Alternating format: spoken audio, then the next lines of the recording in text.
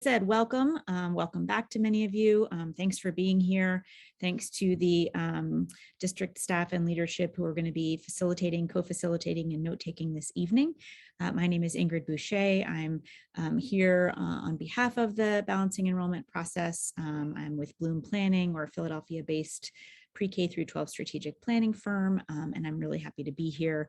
Happy autumn, everyone. Happy back to school season.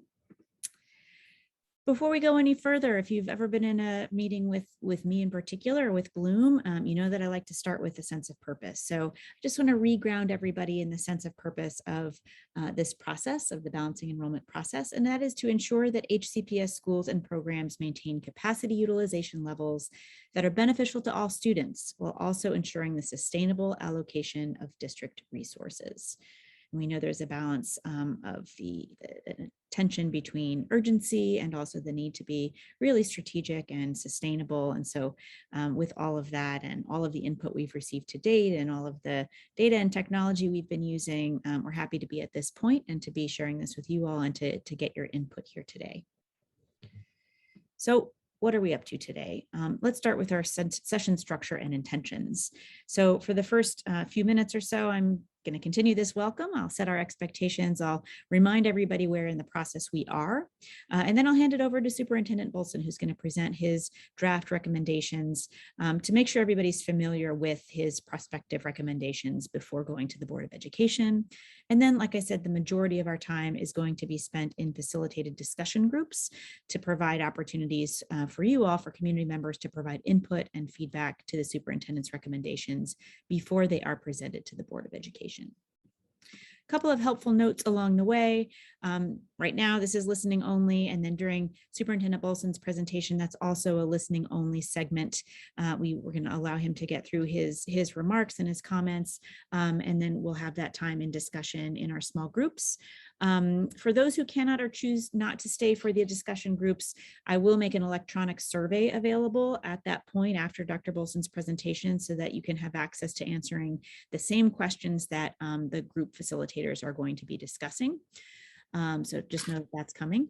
And also the recording, like I said before, the recording of this video along with the input survey will be made available on the district's website for anybody who cannot attend any of the 3 live events, or for anyone who wants to go back and review some of the presentation again. And then finally, during our extended discussion group period, district facilitators and note takers are going to lead each group. They're going to be managing and tracking the conversations, taking notes that will ultimately be shared back with Superintendent Bolson after the session. This is still part of the process. So your input here is going to inform what comes next.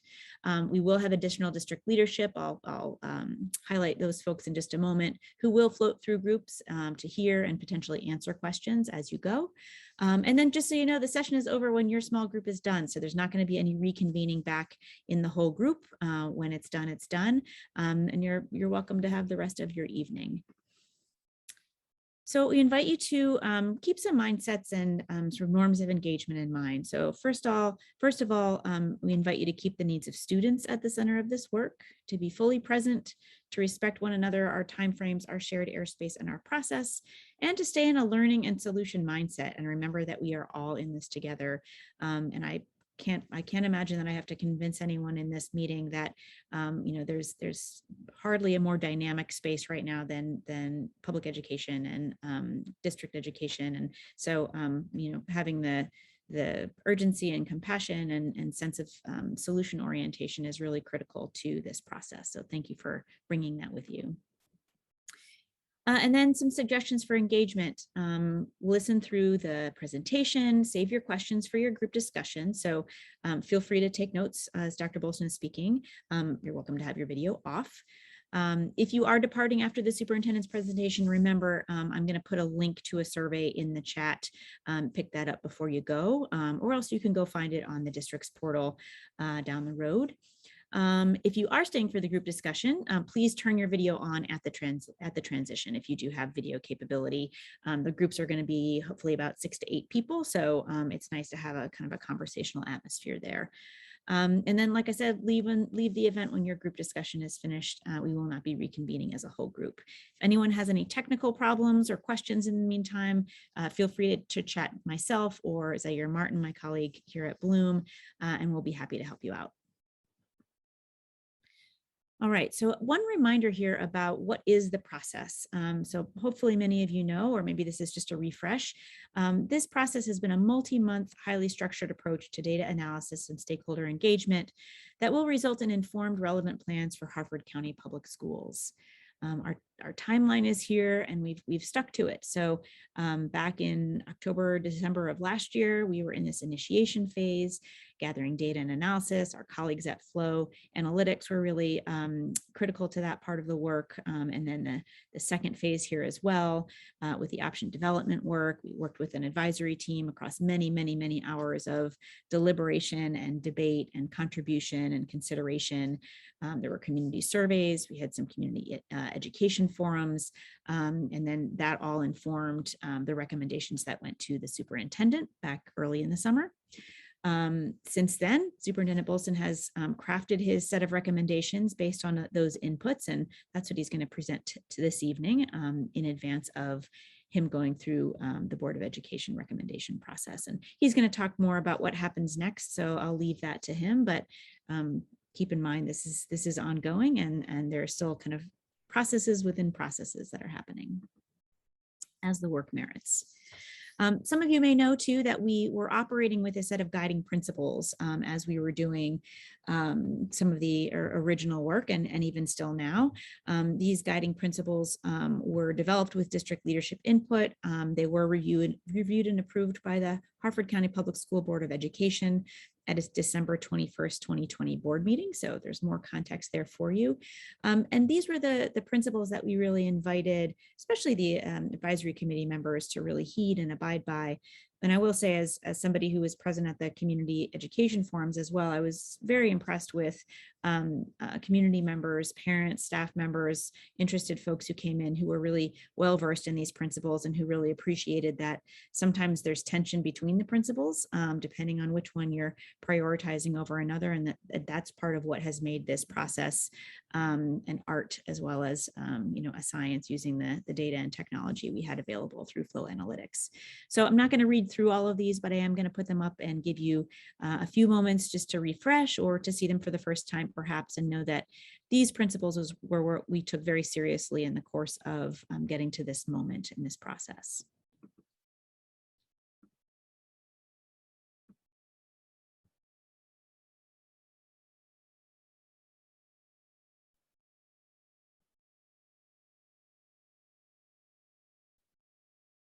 Like I said, while we often really were striving to harmonize these with each other, sometimes they were inextricably, in tension. And so we worked through those conversations with the advisory team and staff. Okay, so Dr. Bolson, this is your cue. I'm going to hand it over to you. I'll stop my share and invite you to take it up. All right, thank you. So I'll take just a moment to share my screen, and then we will get started.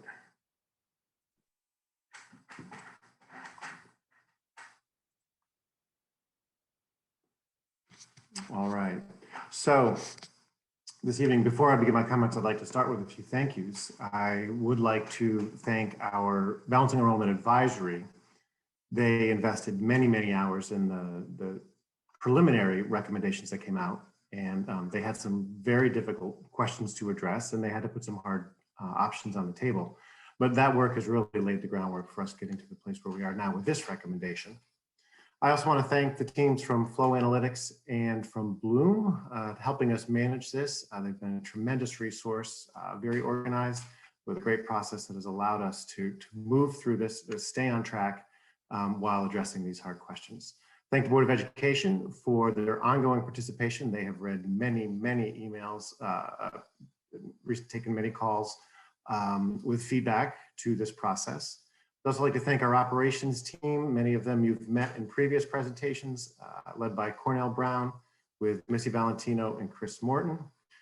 Most importantly, I'd like to thank the community. Thank all of you who've come out, given feedback, I hope that your investment in attending to this, that you're able to see that, much of the feedback we've received, we have incorporated into this round of recommendations that will go to the board.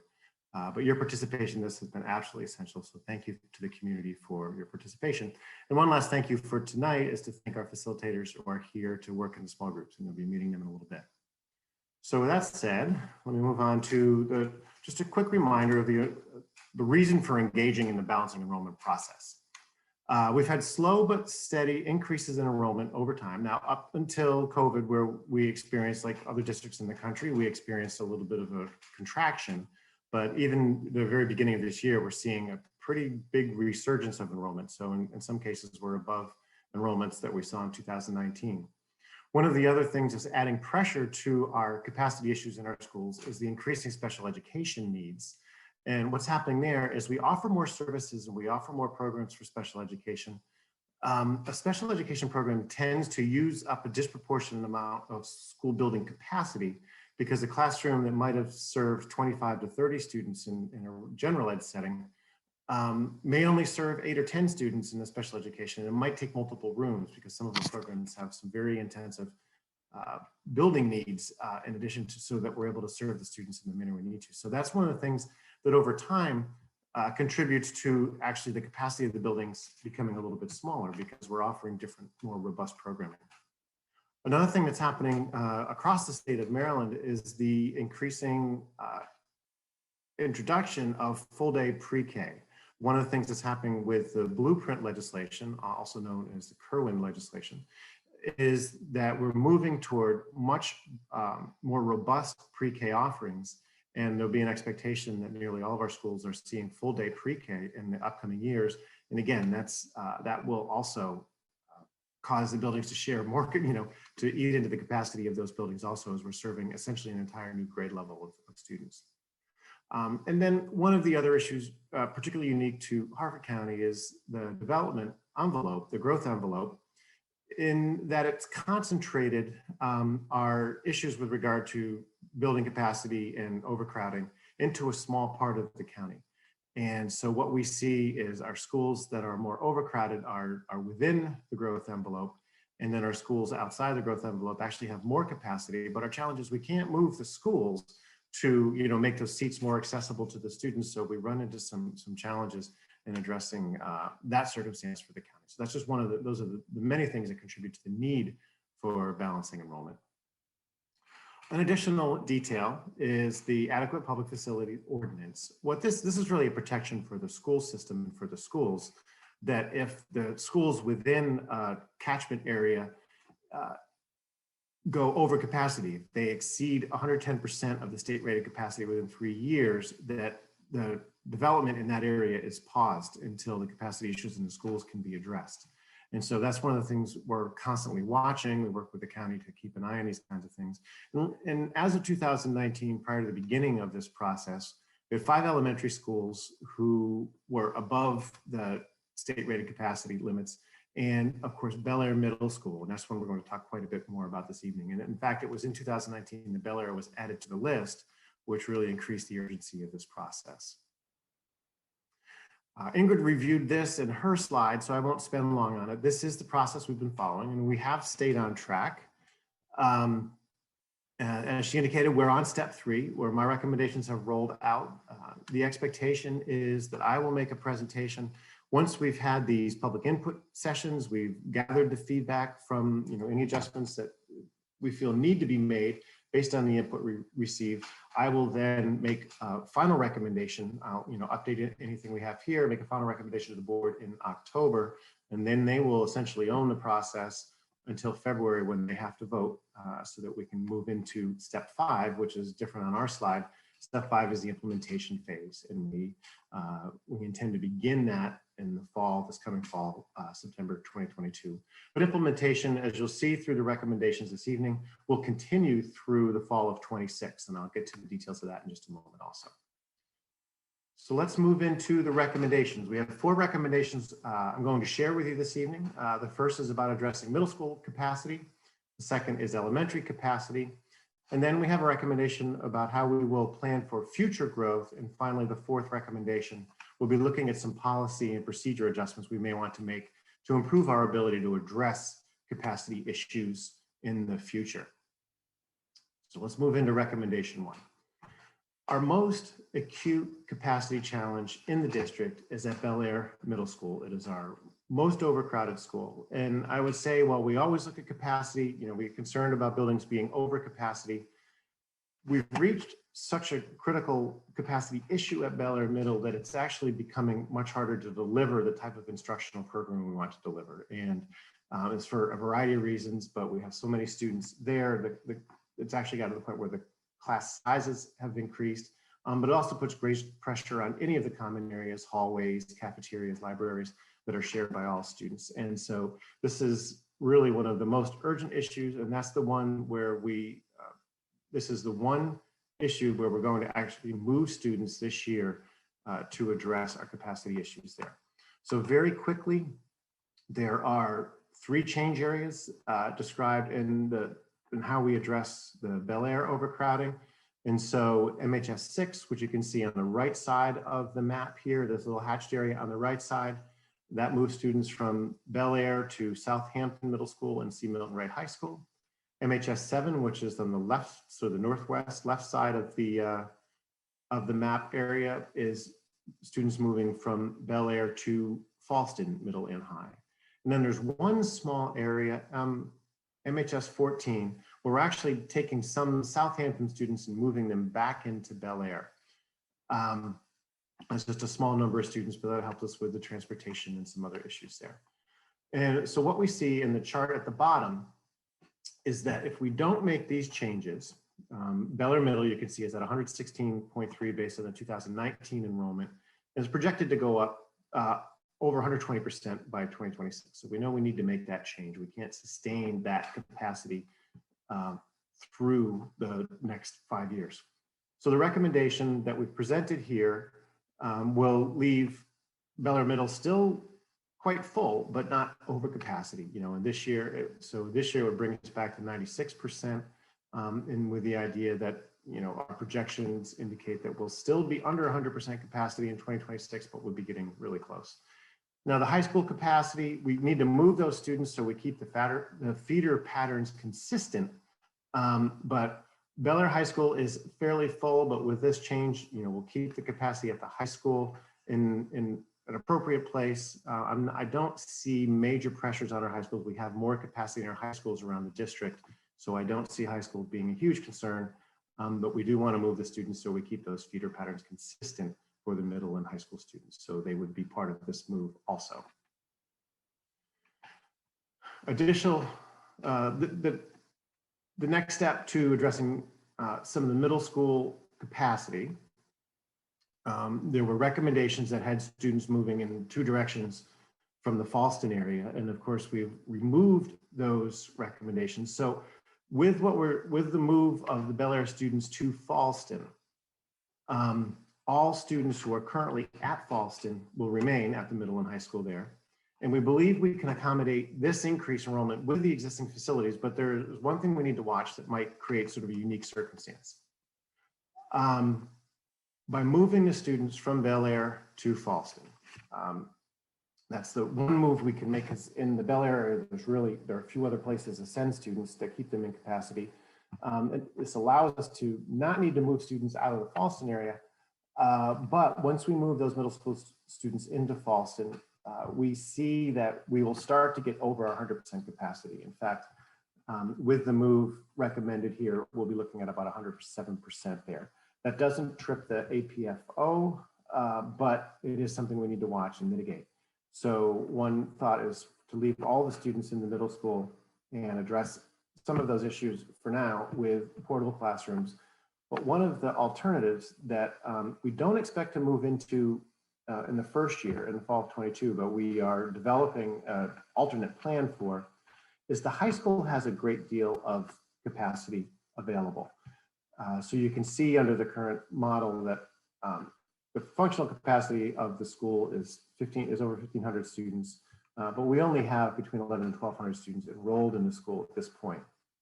And so one thing we can do to ensure that the capacity in the Fallston area stays below 100% at both levels is we could actually have the 8th grade students housed on campus with the high school. Now, we have many details of how that would look, but we do have experience working with high school students connected to a middle school. We have 2 other schools right now, of course, Patterson Mill and Havre de Grace, where you have grades 6 through 12 in the same building. So this is something that we can do, and we'll need to work out the details of how that looks. But of course, with those 2 schools essentially on the same campus, separated by a hill, if we need to, if the capacity at the middle school begins to get to a place where we think we might be tripping at APFO, then we will look to move the 8th grade students to be housed at the high school where we have adequate capacity for them. In addition, at the middle school level, we have one small adjustment that we've kept in the Havre de Grace area, and that is this MHS 15, which is the undeveloped, it's an undeveloped part of Havre de Grace. And we want to make it clear that that community, as it continues to be developed, as families move in, that they'll know that that community will be pointed toward Aberdeen. So that doesn't affect any current students, but so that's related to future growth.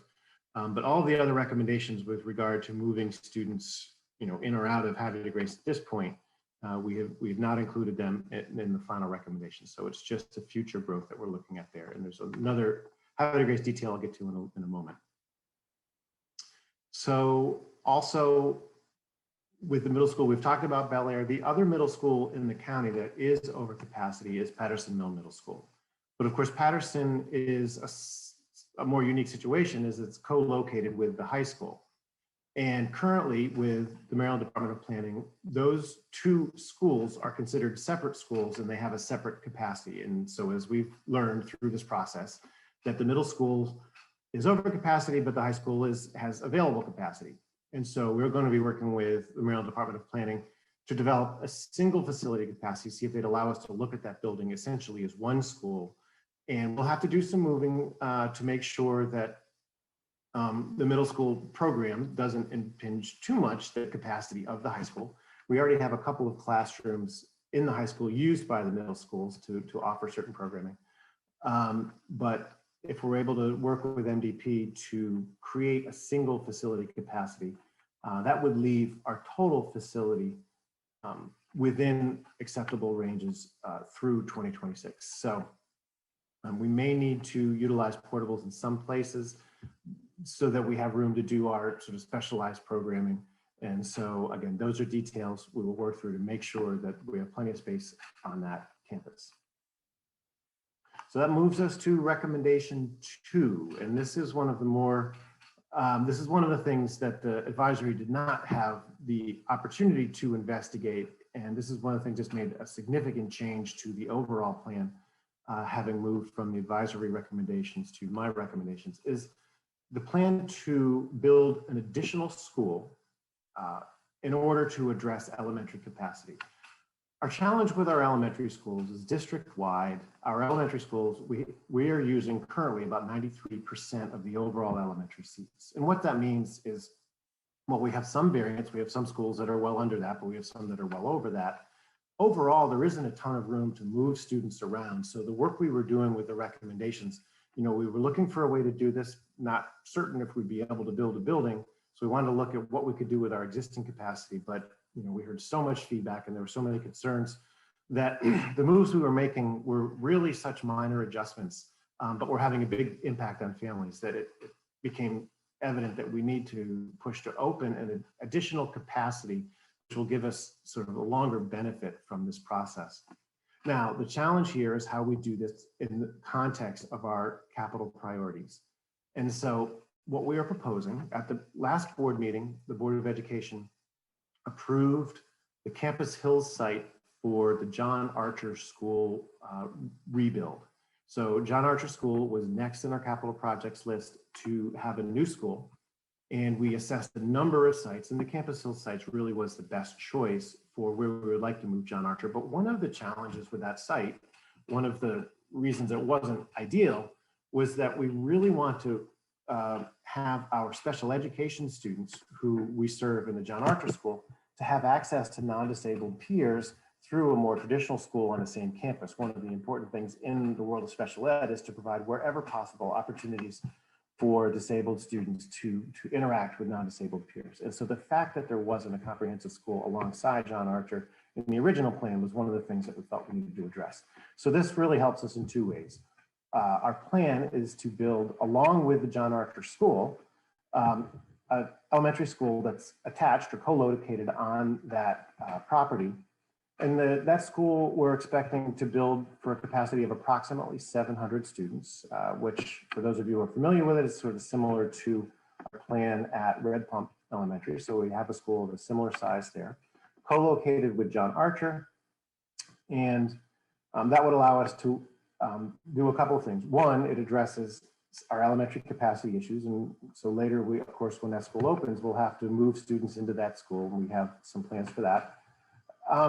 But also allows us to stay on track with our current capital plan, because our next school to be built is the Homestead Wakefield. We're currently working on Joppatown limited renovation. We should be finishing that up during this year with full occupancy starting next year.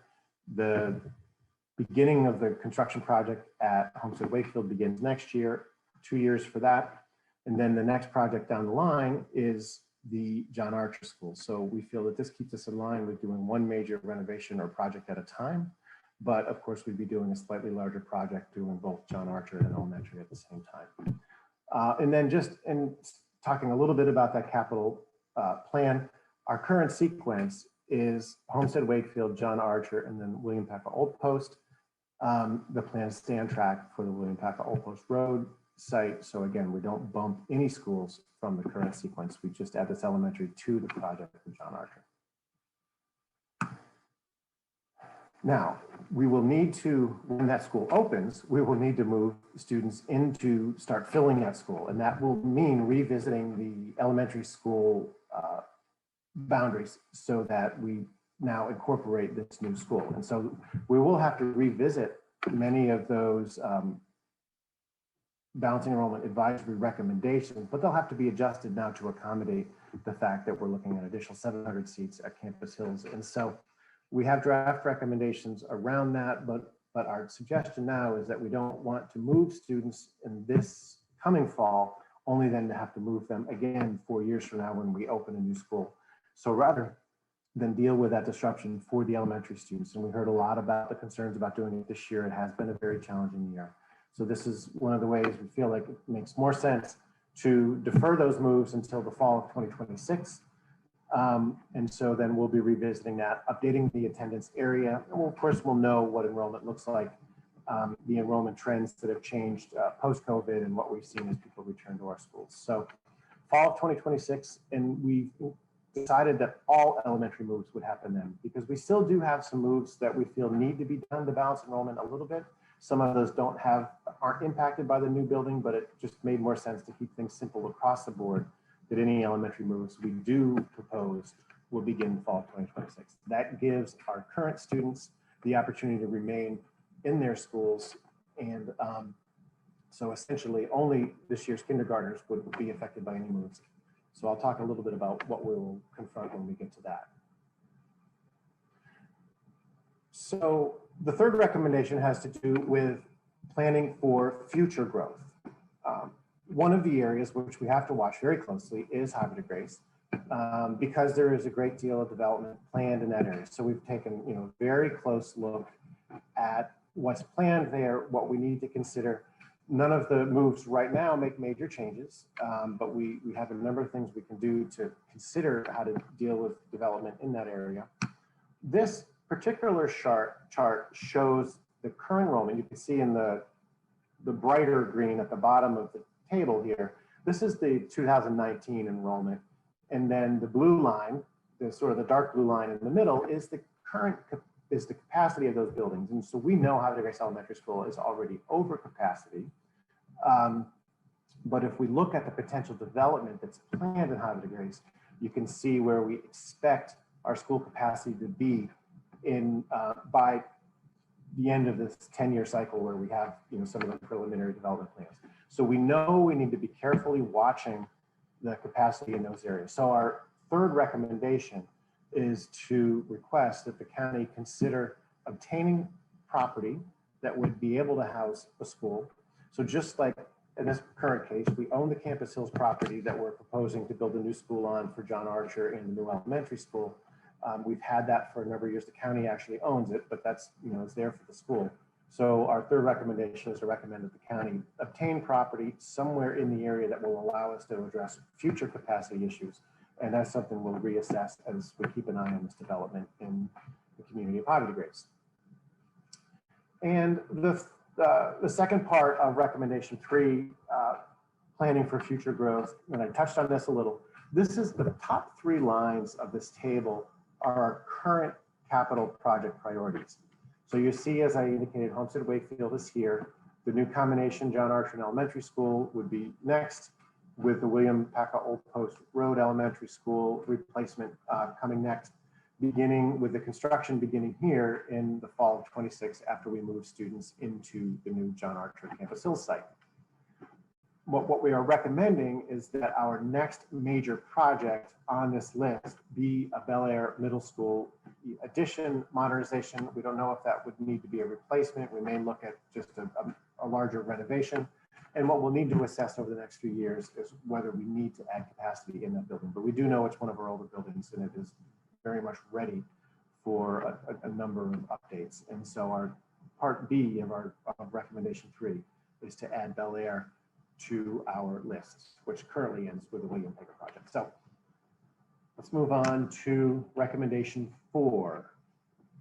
So going through this process, we had a lot of feedback about some of our practices, whether they be policies or procedures. And one of the ones we heard a lot about was boundary exceptions. And from studying our boundary exception situation, what we found is in most cases, the boundary exceptions don't really change the overall enrollment in a school, because in many cases you get as many students coming in as you have going out through this process. But we feel we need to have a little tighter handle on what happens when a school is approaching capacity, because we do have some variance in how, how certain schools respond to boundary exception requests. And we want to ensure we have a backstop so that when a school is at or above capacity, that there are additional steps that we look from a county perspective, that we're not allowing schools to go over capacity because of boundary exceptions. So we're going to review that process, that procedure. Additionally, the premise of grandfathering. Now, there were questions about this in the feedback as we moved through the earlier parts of the process.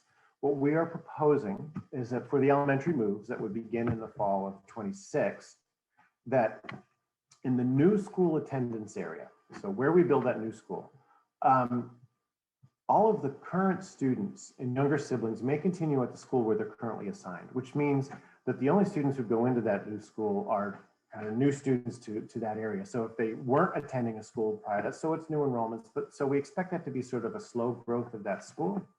That we would allow students to stay. They have the option of grandfathering into their previous school, but we'd start moving them. Now, all other elementary change areas, again, those that aren't connected to the new school, will allow for 5th graders to stay and continue in the school where they've been enrolled, and possibly younger siblings of the 5th graders. But those students who are assigned to moves in 2026. Otherwise, all those students would need to move. The one major important detail is we can allow students to stay in their school, but only in the cases where they can provide their own transportation. Once we open those new attendance areas, we'll be able to do transportation for the group that's assigned to the schools. We can take students to the schools they're assigned to. So if families do want to stay with a specific school, they have to be providing their own transportation for that. So that's the idea of grandfathering. Now at the middle and high school, it's slightly different.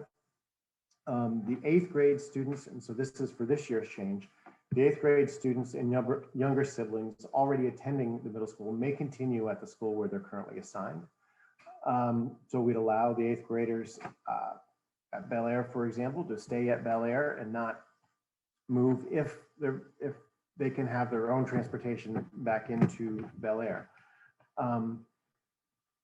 The other 6th and 7th graders who are part of this move would need to go. They wouldn't have the grandfathering clause available to them. Now, all of our high schools, we believe that all of our students, if they can provide transportation to remain at their school, that all high school students will have the opportunity to stay in their school, partly because we don't have any high schools at this point at risk of going over capacity. So, we don't have the same urgency to move students out of the high school. So as long as folks can provide that transportation, they can stay in that school for the years that they would be attending. And then, but those communities would be pointed toward, in this case, mostly Fallston or the C. Milton Wright, Southampton area. An additional issue with regard to our policies related to balancing enrollment is the way our current policy reads is that we don't really have the space to do minor adjustments on the fly. I mean, there's some little things we can do with transportation, but really changing boundaries, our current policy requires us to do a more comprehensive look at that.